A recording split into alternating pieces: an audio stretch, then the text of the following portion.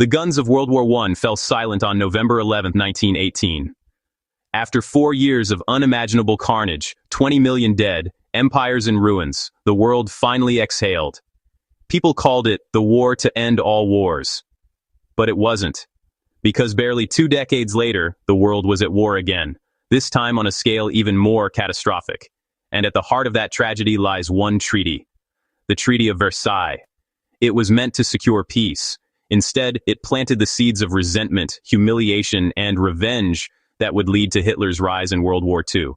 But this isn't just a story about Europe. It's about how one peace conference redrew borders, reshaped economies, betrayed promises, and changed the balance of power across the world. Welcome to another episode of Roots of the Matter. And this is the story of how peace became the prelude to war. Now let's dive straight in. When the armistice was signed in November 1918, Europe was shattered. Cities were in ruins. Millions were dead or wounded. Economies had collapsed. The German Empire, the Austro-Hungarian Empire, the Ottoman Empire, and the Russian Empire all had fallen. The old order of Europe had been swept away. Across the continent, there was a desperate hunger for peace and for justice. In Britain and France, the mood was vengeful. The war had devastated entire generations. People wanted Germany punished, to pay for the destruction, but others, like U.S. President Woodrow Wilson, wanted something different. A peace built not on revenge, but on principles, on democracy, self-determination, and a new international order that could prevent future wars. That vision became known as the 14 Points, a blueprint for a fair and lasting peace. It was idealistic, it was hopeful, and it would be torn apart in the politics that followed. In January 1919, delegates from 32 nations gathered in Paris to decide the fate of the world. The peace conference was supposed to be about negotiation. But in reality, power decided everything. The so-called Big Four dominated the talks. Georges Clemenceau of France, hardened, bitter, determined to cripple Germany. David Lloyd George of Britain, balancing public anger with strategic caution. Woodrow Wilson of the United States, the idealist, hoping to remake global politics. Vittorio Orlando of Italy, seeking recognition and territory for his country's sacrifices. Germany, the defeated nation, wasn't even allowed at the table. Nor were the Central Powers or the colonized nations that had fought under European flags. The Peace of Versailles was written about them, not with them. When the Treaty of Versailles was signed on June 28, 1919, 5 years to the day after the assassination of Archduke Franz Ferdinand, it was presented as the end of the Great War. But its terms were harsh, and in many ways, deliberately humiliating. Germany was forced to accept full responsibility for starting the war, the infamous War Guilt Clause, Article 231. Pay massive reparations, later set at 132 billion gold marks, a crushing economic burden. Disarm completely, with its army limited to 100,000 men, and no air force or submarines. Lose territory. Alsace-Lorraine returned to France, the Saar placed under League of Nations control, parts of Prussia given to Poland, and all its overseas colonies seized. For the German people, it was not peace, it was punishment. One German observer called it a diktat, a dictated peace. And many Germans, from conservatives to socialists, saw it as an outrage that must one day be overturned. The economic impact was devastating. Germany's industry was crippled. The reparations fueled hyperinflation. By 1923, prices were doubling every few days. People carried banknotes in wheelbarrows just to buy bread. Savings vanished overnight. Families starved. Middle-class Germans, once comfortable, were reduced to begging. Meanwhile, France and Britain, expecting reparations to rebuild their economies, struggled with debt themselves. The global economy, already fragile after the war, began to fracture. When the Great Depression hit in 1929, it was the final blow. Millions lost their jobs. Democracies weakened. Extremism thrived. The Treaty of Versailles had promised to stabilize Europe. Instead, it had created a continent of anger, poverty, and despair. In Germany, the treaty became a symbol of national humiliation. The War Guilt Clause was seen as an insult to the millions who had fought and died. The disarmament was viewed as emasculation. Out of that humiliation grew something darker, a hunger for revenge, and a myth that Germany had been betrayed from within. Politicians, nationalists, and military veterans began spreading the idea of the stab in the back, that Germany hadn't been defeated on the battlefield, but betrayed by traitors at home. Socialists, liberals, and Jews. It was a dangerous lie, and it found its ultimate expression in Adolf Hitler. When Hitler came to power in 1933, he didn't just promise prosperity, he promised to tear up Versailles. He told the German people that he would restore their pride, rebuild their military, reclaim lost territory, and make the world pay for its humiliation. And the world, still traumatized by one war and crippled by economic crisis, let him. Britain and France, fearful of another conflict, pursued appeasement. They looked the other way as Germany rearmed, remilitarized the Rhineland, and annexed Austria. By 1939, Hitler had done exactly what the treaty was meant to prevent. He plunged the world into another catastrophic war.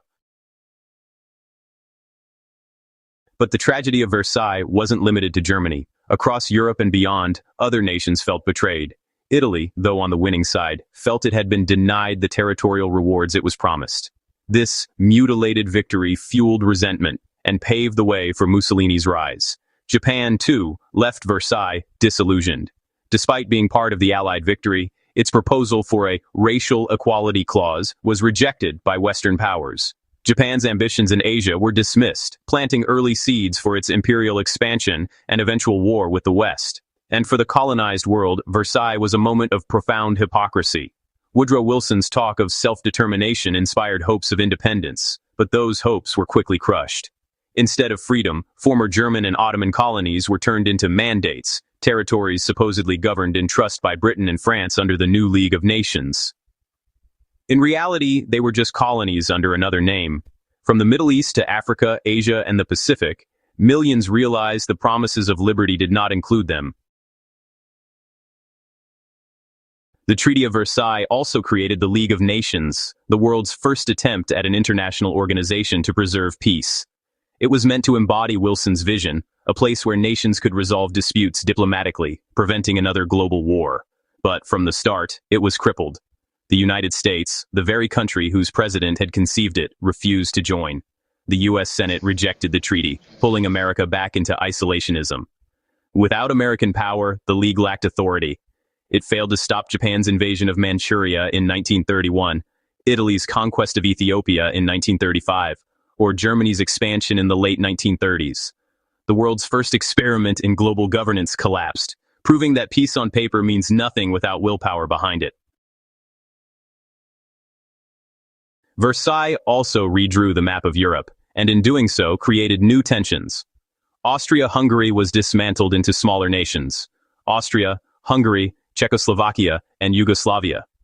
Poland was reborn after more than a century of partition. The Baltic states gained independence from Russia, but many of these new borders ignored ethnic realities. Minorities were stranded in foreign countries.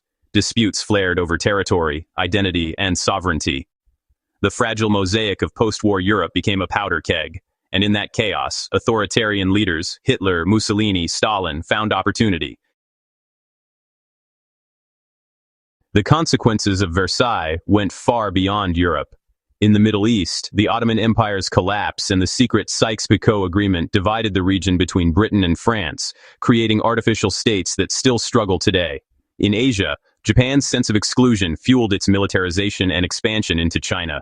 In Africa, colonial boundaries and European mandates deepened the systems of exploitation that would persist for decades. Even in the United States, the rejection of the treaty marked a retreat from global engagement, a decision that would shape its cautious foreign policy until Pearl Harbor in 1941.